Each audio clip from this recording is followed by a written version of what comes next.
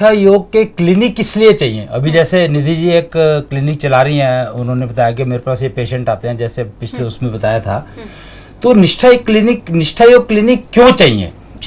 तो हमें ये पता है कि हमने, जैसे मैंने बताया कि हम लोग मेजरमेंट करते हैं, तो मेजरमेंट करने के लिए जो मशीन्स लगानी है तो वो कहीं पर लगानी पड़ेंगी।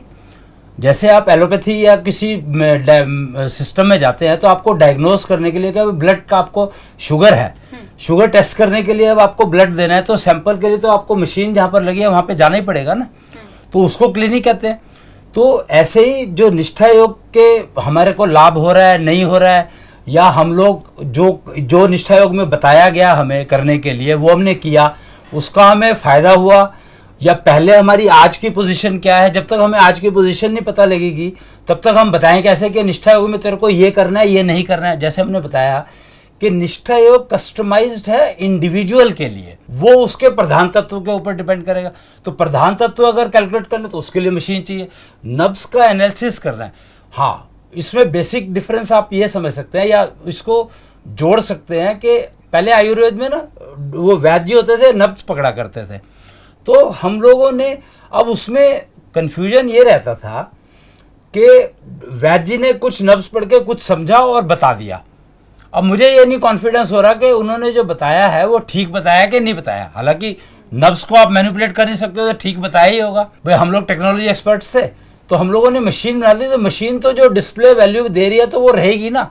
जैसे आप शुगर टेस्ट कराने जाते हैं, ब्लड टेस्ट कराने जाते हैं अपना, तो ब्लड में शुगर लेवल अगर 115 आ रहा है तो वो 115 ही रहने वाला है।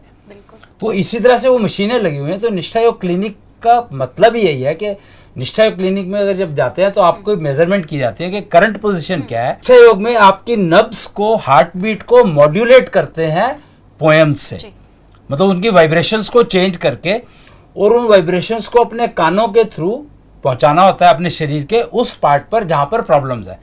जैसे मैं एक छोटा सा एग्जांपल अगर आपको दूं, तो जैसे मेरे पास कोई पेशेंट आता है और उसके जोड़ों में दर्द है, घुटने में दर्द रहता है, तो वो आता है तो मैं उसका पहले चेक करूंगा कि उसके घुटनों में दर्द कौन से तत्व के कारण है। अब ये घुटनों का दर्द तो कॉमन है, सब लोगों को घुटनों का दर्द है, 50 लोगों को है, लेकिन किसी को अग्नि की वजह से हो सकता है, किसी को पृथ्वी की वजह से हो सकता है, किसी को आकाश की वजह से हो सकता है। 5 तत्व है असल में। तो निष्ठा योग की जब बात करते हैं हम 18 तत्वों की बात करते हैं। तत्व 18 होते हैं, लेकिन 5 तत्वों की नॉर्मली जानकारी, शरीर 5 तत्वों से बना, तो हम 5 तत्वों तक की बात करते हैं यहाँ पर।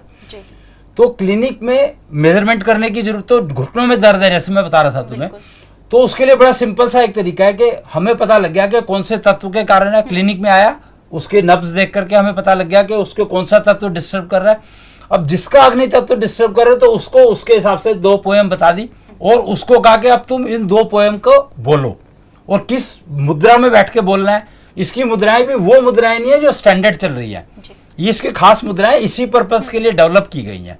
तो उसमें हो सकता है कि वो मुद्राएं कुछ खास जो स्टैंडर्ड सिस्टम है उनमें अवेलेबल हों, पर हमें नहीं मालूम।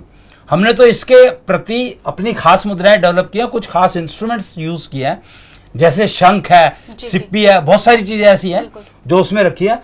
उसको रख करके कैसे रखना है और उसको वो बोलना है, उसके बाद आपकी उंगलियों में वो तत्व जागृत हो जाएगा, और उस जागृत को, वो जो आवाज आपके वाइब्रेशंस जो है कान के थ्रू आपके अंदर गए हैं, तो वो चार्ज जो आपकी उंगलियों में जागृत हुआ है उसके थ्रू हम लोग उसको घुटनों में पहुंचाते हैं अंदर से वाइब्रेशन। तो वो उसको कुछ एक्सरसाइज करनी होती है, वो एक्सरसाइज डिपेंड करेगा कौन सा तत्व है, तो उसके हिसाब से घुटने को यहाँ दबाना है मेरे को, या यहाँ पर खींचना है, या क्या करना है, वो उस समय बताया जाएगा depending on the analysis diagnose.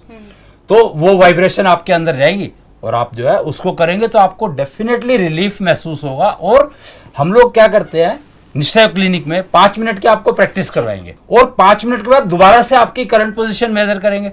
अगर उस मेजरमेंट में फर्क आ गया, यानी आपकी शंख माप करी, और शंख माप मान लो जब आप आए थे तो 30 थी, और जब आपने 5 मिनट की प्रैक्टिस करी और वो 50 हो गई, तो इसका मतलब आपको लाभ हो गया, तुरंत दिखाई दिया मेरे को कि लाभ हो गया। और मुझे जो क्लिनिक चला रहे हैं, जो बैठे हैं वहां पर, उनको समझ आ गया कि जो कुछ मैंने बताया इनको समझ में आ गया। तो अब आप घर जाकर के इसके आपको 10 मिनट की प्रैक्टिस रोज करनी है।